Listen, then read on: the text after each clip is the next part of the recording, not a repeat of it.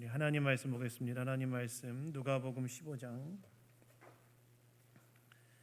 25절에서 32절까지 말씀입니다.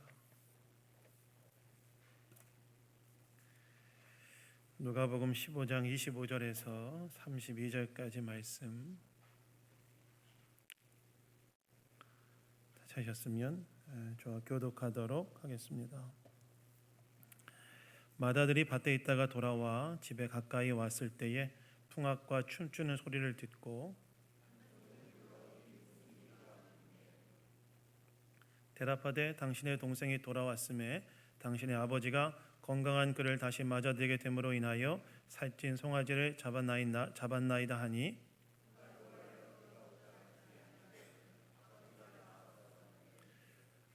아버지께 대답하여 이르되 내가 여러 해 아버지를 섬겨 명을 어김이 없거늘 내게는 염소 새끼라도 주어 나와 내 벗으로 즐기게 하신 일이 없더니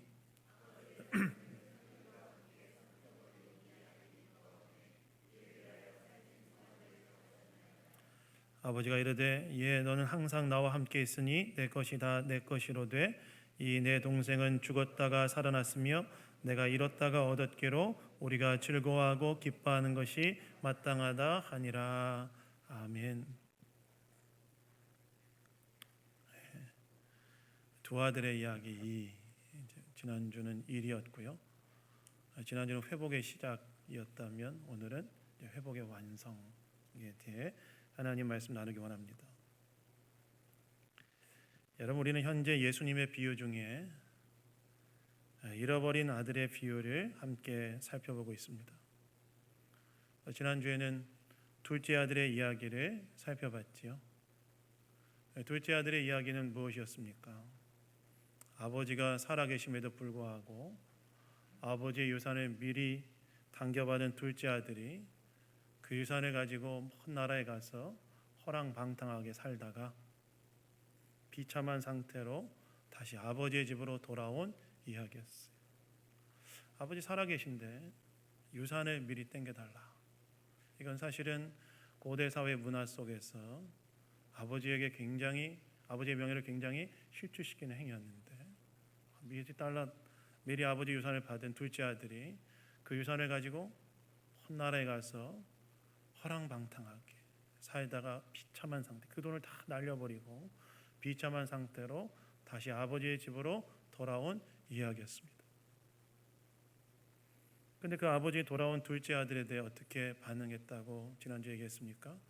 그 아들이 차마 동네 안으로 들어오지 못하고 저 동구 밖에 있을 때 그 아버지가 그거 보고 불쌍히 여겨 그렇게 어떻게 했다고 나와 있습니까? 달려가서 아들을 안아주고 입을 맞추고 그 아들의 신분을 회복시켜주고 살찐 송아지를 잡아다가 아들을 위하여 잔치를 베풀었다고 나와 있죠. 그래서 우리는 진정한 회복의 시작은 어디서부터 시작되느냐? 그 둘째 아들이 아버지 스스로 돌이켜 아버지 집으로 가야 되겠다. 이 비참한 상태에 그대로 나를 방치하지 말고 아버지 집으로 돌아가겠다고 스스로 돌이켰던 그 지점이 바로 회복의 시작이었고, 그렇게 우리의 삶의 방향을 하나님께로 돌이켰을 때 하나님은 어떤 분이시라고 이야기했습니까? 우리에게 달려오시는 분. 그래서 회복의 시작은 하나님께로 우리의 방향을 돌이키는 것이다. 세상을 향해 가 있던 우리의 방향을 다시 하나님께로 돌이키는 것, 그것이 바로 우리의 회복의 시작이다라는 말씀을 지난주에 함께 나누었습니다. 그런데 여러분, 사실 잃어버린 아들은 집 밖에만 있는 게 아니었습니다. 집 안에도 잃어버린 아들이 있었는데 그게 누구였냐면 겉으로 볼 때 아버지께 충성된 아들처럼 보였던 첫째 아들이었어요. 잃어버린 아들은 집 밖에만 있는 게 아니라 집 안에도 있는데 겉으로 볼 때는 진짜 아버지께 충성된 것처럼 보이는 첫째 아들도 사실은 잃어버린 아들이었다는 것입니다. 사실 이 첫째 아들의 모습을 볼 때 때로 교회 안에 오래 있었지만 어쩌면 기쁨을 상실한 우리의 모습이 아닐까 하는 생각이 들었는데요. 그래서 오늘 이 두 아들의 이야기 두 번째 시간으로 첫째 아들의 이야기를 함께 살펴보면서 회복의 완성이란 무엇인지 우리 함께 주일 아침에 생각해 보기를 원합니다. 여러분 오늘 보면 25절부터 27절에 보시면 이렇게 나오지요. 맏아들은 밭에 있다가 돌아와 집에 가까이 왔을 때 풍악과 춤추는 소리를 듣고 한 종을 불러 이 무슨 일인가 물은데 대답하되 당신의 동생이 돌아왔음에 당신의 아버지가 건강한 그를 다시 맞아들이게 됨으로 인하여 살찐 송아지를 잡았나이다 하니라고 나와 있습니다. 서론에서 말씀드린 것처럼 아버지는 자기 마음의 대못을 받고 떠난 둘째 아들이 비참한 상황이 되어 돌아오자 어떻게 합니까? 질책하거나 책망하지 않고 오히려 달려가서 안아주고 그리고 그 아들을 위하여 잔치를 베풀어 주죠. 바로 이 잔치 소리를 밭에서 일하고 돌아오던 맏아들이 들었다는 거예요. 그리고 그 잔치의 이유가 그 아버지 유산을 받아가지고 떠났던 동생이 비참한 상태로 돌아온 것을 환영해 주는 그런 잔치라는 사실을 알았다는 것입니다. 그래서 이 잔치의 이유를 알게 된 맏아들의 반응이 나오는데 맏아들이 어떻게 반응했다고 나와 있습니까? 28절 전반부를 보시면 뭐라고 나와 있죠? 그가 노하여 들어가고자 하지 아니하거늘. 아버지가 둘째를 자기 동생을 위하여 잔치를 베풀었다는 이야기를 듣고 첫째가 보여준 반응이 뭐라는 거예요? 분노했다는 거예요. 화를 냈다는 거예요. 아버지와 함께 기뻐하지 않고 분노에 사로잡혀서 아버지가 지금 둘째를 위해서 베풀어 놓은 잔치집에 들어가기를 거절해 버렸다는 거예요. 여러분, 왜 맏아들은 돌아온 동생을 위하여 아버지가 베풀어 준 아버지가 잔치를 베풀어 준 것에 대해 이렇게 분노했을까요? 동생이 형으로서 동생이 돌아오면 돌아온 동생으로 인해 아버지가 기쁨으로 잔치를 베풀어 준 것에 대해서 함께 기뻐할 수도 있을 텐데 왜 맏아들은 자기 동생이 돌아온 것에 대하여 아버지가 잔치를 베풀었다는 이유로 이렇게 화를 내고 분노하며 아버지가 베풀어 준 잔치에 들어가기를 거절해 버렸을까요? 그 이유가 29절부터 30절에 나오는데 29절부터 30절을 보면 이렇게 나옵니다. 우리 한번 29절 30절 한번 다 같이 한번 읽어보도록 하겠습니다. 우리 읽겠습니다. 시작. 아버지께서 대답하여 이르되 내가 여러 해 아버지를 섬겨 명을 어김이 없거늘 내게는 염소 새끼라도 주어 나와 내 벗으로 지게 하신 일이 없더니 아버지의 살림을 창녀들과 함께 삼켜버린 이 아들이 돌아오매 이를 위하여 살찐 송아지를 잡으셨나이다. 첫째 아들이 화가 난 이유가 뭐였습니까? 첫째 아들이 아버지가 둘째를 위해서 잔치를 베풀어 준 것에 화가 난 이유는 아버지 행동이 너무 부당하다는 거예요. 자기는 아버지 집에서 지금 아버지를 평생 지금까지 섬겨오면서 열심히 아버지를 섬겼는데 뭐라는 거예요? 염소 새끼라도 한 번도 준 적이 없는데 아버지는 지금 둘째가 좀 돌아와가지고 그 아버지 유산을 다 받아가지고 허랑방탕하게 여기 얘기했던 거 주색잡기로 다 날려버리고 비참한 상태로 돌아온 그 아들을 위하여 어떻게 살찐 송아지를 잡아 잔치를 베풀 수 있냐는 거예요. 아버지의 행동이 너무나 부당하다는 거예요. 여러분, 이런 맏아들의 분노에 대해 여러분 어떤 생각이 드십니까? 맏아들의 분노가 약간 정당하게 느껴지지 않습니까? 정당하게 느껴지지 않습니까? 자기는 아버지를 열심히 섬겼는데 염소 새끼도 한 마리도 안 주는데 둘째는 가서 다 날려버리고 돌아왔는데 어떻게 했어요? 살찐 송아지로 잔치를 베풀어 주는 아버지의 행동이 너무나 부당하게 느껴지지 않습니까?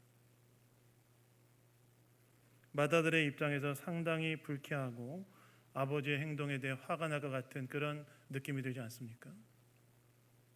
근데 여러분, 오늘 이 본문을 잘 보시면 왜 이 맏아들이 아버지 집에서 아버지를 섬기고 살았는지에 대한 이유가 딱 나옵니다.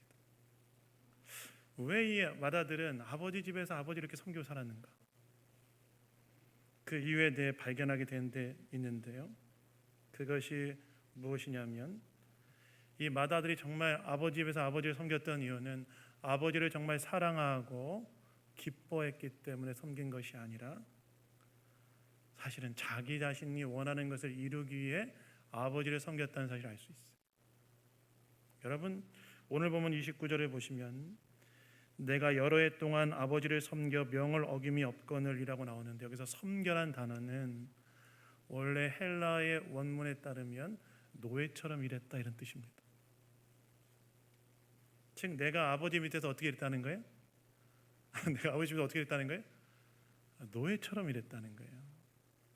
여러분, 노예처럼 일한다는 건 무슨 말일까요? 노예는 기뻐서 일합니까? 여러분, 노예는 기뻐서 일합니까? 아니죠. 노예는 어쩔 수 없이 일합니다. 그러니까 지금 맏아들이 아버지 집에서 일한 것은 어쩔 수 없이 일했다는 거예요. 그러면 왜 이 맏아들은 아버지 집에서 어쩔 수 없이 일했을까요? 그것은 바로 이 첫째가 아버지를 통해서 자신이 원하는 것을 얻기 위해 자신이 선택한 방법이었습니다.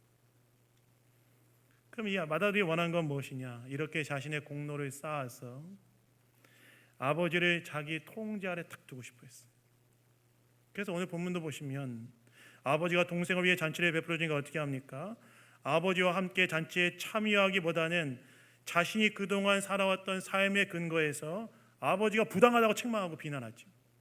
아버지 부당합니다.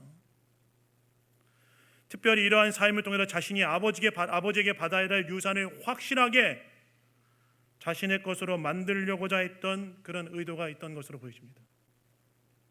그러니까 맏아들이 아버지 집에서 아버지를 섬겼던 이유가 무엇 때문이었다는 거예요? 맏아들이 아버지 집에서 아버지를 섬겼던 이유는 무엇이냐면 아버지 때문이 아니라 자기 때문이었다는 거예요. 아버지 때문이 아니라 나를 위해서 그렇게 했다는 거예요. 맏아들이 지금 아버지 집에서 아버지를 충성되게 섬겼다고 이야기하지만 그것은 아버지를 위해서가 아니라, 아버지를 정말 사랑하고 아버지를 기뻐해서 때문이 아니라 나를 위해서 그렇게 했다는 거예요. 나를 위해서. 여러분, 여기에서 우리가 한 가지 간단하게 적용하고 넘어가고 싶은 것이 있습니다. 무엇입니까? 우리도 주님을 섬긴다고 하는 것이 자기 자신을 위해서 섬길 수 있는 위험이 있다는 거예요. 나를 위해서 하나님을 섬길 수 있다는 거예요. 내가 원하는 것을 얻기 위해서 하나님을 섬길 수 있다는 것입니다. 여러분, 이거는 하나님을 섬기는 것입니까? 나를 섬기는 것입니까? 자, 어렵지 않죠? 하나님을 섬기는 것입니까? 나를 섬기는 것입니까? 나를 섬기는 거죠. 옛날에 어떤 농부의 밭에 큰 당근이 났다고 합니다. 그래서 보건 농부는 너무나 기뻐서 왕에게 가져가서 왕에게 이렇게 얘기했대요. 왕이요, 제가 당근을 재배해 보았으나 이렇게 큰 것은 전무후무한 것입니다. 그래서 왕을 정말 사랑하고 존경하는 마음의 표현으로 이 당근을 왕께 바치나이다 했다는 거예요. 너무 좋은 거에 생겨가지고 왕께 드리고 싶어서 드립니다. 그러자 왕이 농부의 본심을 알아차리고 감동하여 돌아가려는 그 농부를 불러 세우고 이렇게 말했대요. 실로 훌륭한 땅의 청지이구나. 그대 밭 옆에 내 밭이 있는데 그 땅을 하사하노니 거기서 농사해라. 왕을 알아주는 이 마음을 알아주고 땅을 줬다는 거예요. 옆에 땅을 줬다는 거예요. 그러자 깜짝 놀란 농부는 기뻐하고 즐거움을 집으로 갔는데 두 번째 인물이 나와요. 그런데 이 왕과 농부의 대화를 듣고 있던 한 귀족이 속으로 이렇게 생각한 겁니다. 당근을 갖다 바쳤으니 당근을 바치고 땅을 얻었으니 그보다 더한 것을 왕에게 바치면 어떻게 되겠는가 생각에 그 다음 날 아주 잘생긴 검은색 종말을 가지고 왕 앞에 가서 이렇게 말했대요. 왕이시여, 제가 말을 길러 보았으나 이렇게 싫어하는 것은 전무후무합니다. 그래서 왕을 사랑하고 존경하는 제 마음의 표현으로 이것을 왕께 바치나이다. 딱 그랬다는 거예요. 그자 그 신하의 본심을 한 왕은 고맙다 고맙다 고마워 딱 돌려보냈는데 그 귀족이 어리둥절하고 막 이러고 있으니까 왕이 이렇게 말했대요. 내가 왜 자네를 그냥 돌려보낸지 아는가? 제 신하가 모르겠습니다.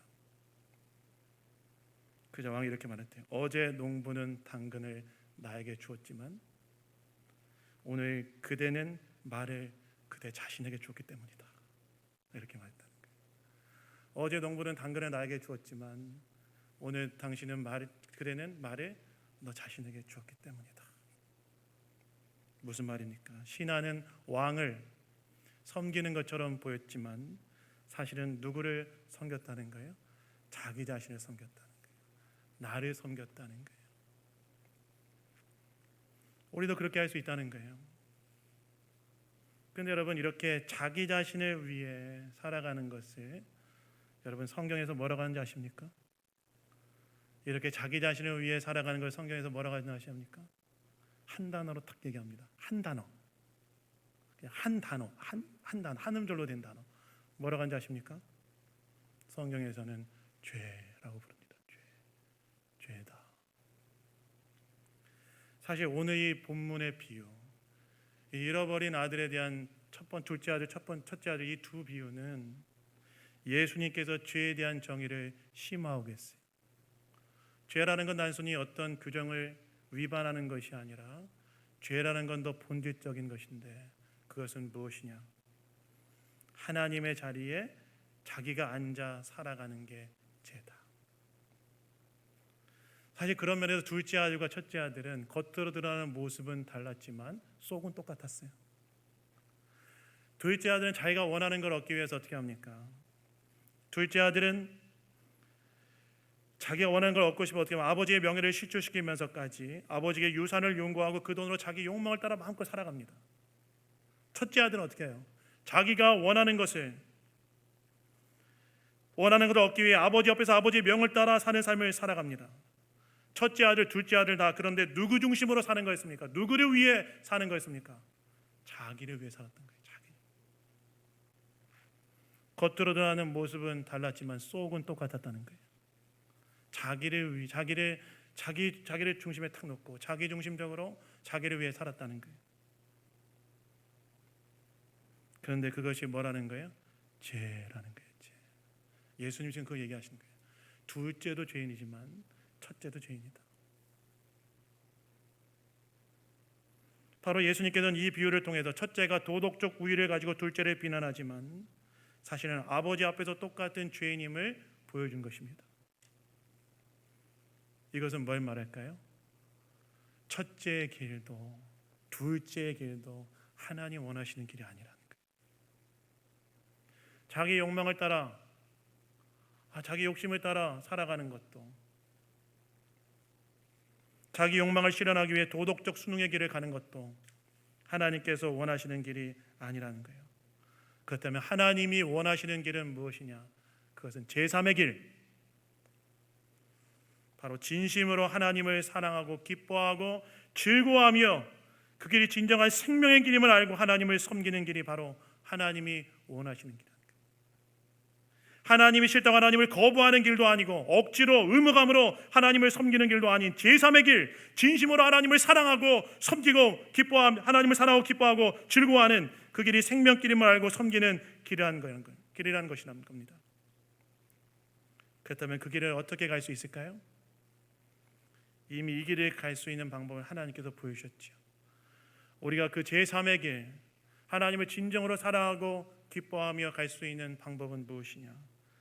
그것은 바로 나를 향한 하나님의 사랑의 깊이를 아는 것입니다. 여러분의 인생에 정말 좋은 것 해드리고 싶은 분들이 있지요. 누구입니까? 여러분의 인생에 정말 좋은 거 해드리고 싶은 분, 여러분의 부모님 아닙니까? 자녀들이 어버이날이 되면 부모님에게 카네이션을 달아드리고 선물을 해드리는 이유가 무엇입니까? 왜 드려요? 왜 카네이션 달아드려요? 부모님 사랑에 대한 감사 아닙니까?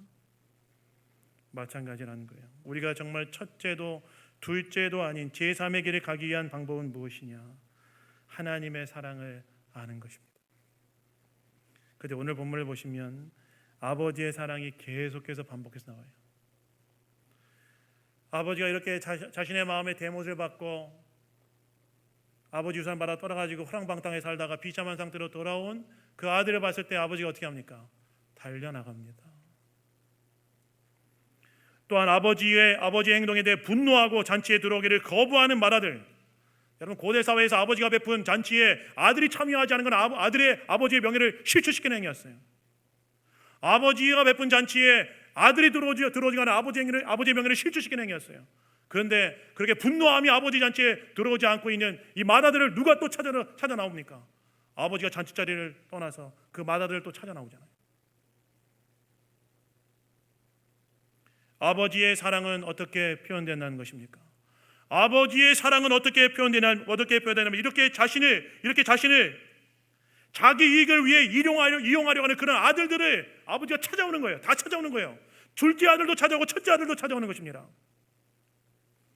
여러분, 이것은 무엇을 말합니까? 하나님의 사랑은 우리가 죄인 되었을 때에 우리에게 먼저 하나님이 찾아오시는 것으로 표현되어진다는 거예요. 우리가 첫째 아들인 것처럼 보일 때도 있고 둘째 아들인 것처럼 둘째 아들의 길을 갈 때로 하나님의 사랑은 우리에게 어떻게 표현되느냐? 우리에 대한 그 하나님의 사랑을 우리에게 찾아오시는 것으로 표현된다는 것입니다. 그렇다면 하나님이 저와 여러분을 향한 하나님의 사랑을 찾아오신 하나님의 사랑의 절정은 무엇이었습니까? 하나님의 사랑이 바로 죄인인 저와 여러분들을 먼저 찾아오신 사랑의 그 절정의 사건은 무엇이었습니까? 하나님께서 죄인인 우리를 구원하기 위하여 아들 예수 그리스도를 이 땅 가운데 보내시고 그리스도께서 저와 여러분의 죄를 위하여 십자가에 못 박혀 죽으신 사건이 바로 하나님께서 저와 여러분을 사랑하셔서 저와 여러분을 찾아오신 결정적 사건이었죠. 여러분, 생각해 보십시오. 하나님께서 우리를 구원하기 위하여 아들의 생명을 십자가에 내어주셨다는 것은 이 얼마나 이해할 수 없는, 측량할 수 없는 사랑입니까? 바로 이 사랑을 할 때에, 하나님의 사랑을 할 때 우린 첫째의 길도 아니고 둘째의 길도 아니고 제3의 길, 하나님을 진정으로 사랑하고 기뻐하고 섬기는 그 길을 갈 수 있다는 것입니다. 그래서 오늘 우리는 물어봐야 됩니다. 나는 정말 나를 위하여 십자가의 생명을 주신 예수님의 사랑을 아는가?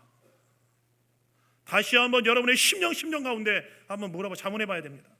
나는 나를 위하여 십자가의 아들의 생명을 주신 하나님 아버지의 사랑을 아는가? 예수 그리스도의 사랑을 아는가? 한번 물어봐야 됩니다. 자문해 봐야 됩니다. 그리고 그 사랑을 내 안에 회복시켜야 되는 거예요. 그래야 우리가 첫째 아들의 길도 아니고 둘째 아들의 길도 아닌 하나님이 원하시는 그 길을 갈 수 있는 것입니다. 제가 사역에 기쁨이 없고 때로 마음이 메마르고 건조할 때 묵상하는 것이 있습니다. 사역에 기쁨도 없고 마음이 메마를 때 묵상하는 것이 있어요. 뭘 묵상하냐? 그리스도의 십자가를 좀 묵상해 봅니다. 그리스도의 십자가를 묵상하다 보면 나를 향한 하나님의 사랑은 나의 사역의 성취나 나의 어떤 사역의 결과나 노력이나 행위에 있지 않고 예수님께서 십자가에 이르신 그 구속의 사역에 있다는 사실을 깨닫게 되고, 그 깨달음이 찾아올 때 제 마음에 이루 말할 수 없는 해방감과 기쁨과 평안이 찾아옵니다. 왜요? 나를 향한 하나님의 사랑은 나에게 있지 않고 예수 그리스도의 구속의 십자가에 있다는 사실을 알게 되기 때문에, 깨닫기 때문에 그로 인해 해방감과 자유와 진정한 기쁨과 평강을 얻게 됩니다. 그러면 거기에서 신기하게도 주님에 대한 뜨거운 사랑이 다시 내 마음을 채우는 것을 경험합니다. 나를 이렇게 사랑하신 하나님, 그 하나님을 다시 뜨겁게 사랑하는 마음이 올라오고, 이러한 사랑은 그 세상의 그 어떤 것으로도 채워지지 않는 사랑이라는 사실을 알며 이 길이 진정한 생명길임을 깨닫게 됩니다. 그래서 오늘 저와 여러분이 어떤 모습인지 한번 돌아보기 원합니다. 혹시 우리의 겉모습은 여기에 와 있지만 내 마음은, 내 속은 혹은 둘째 아들 같은 모습은 아닌가, 혹은 첫째 아들 같은 모습은 아닌가 한번 돌아보기 원합니다. 제가 보니까 우리한테는 두 마음 다 있는 것 같아요. 어떤 때는 하나님을 떠나 정말 내 마음대로 살고 싶어요. 어떤 때는 억지로 주님의 뜻에 순종하며 냉정하게 사람들을 비난할 때가 있어요. 둘 다 하나님 원하시는 길이 아니라는 거예요. 주님이 원하시는 길은 주님의 십자가 사랑을 알고 그 사랑에 거함으로써 정말 주님을 사랑하고 기뻐하며 주를 섬기는 길을 가기를 원하신다는 것입니다.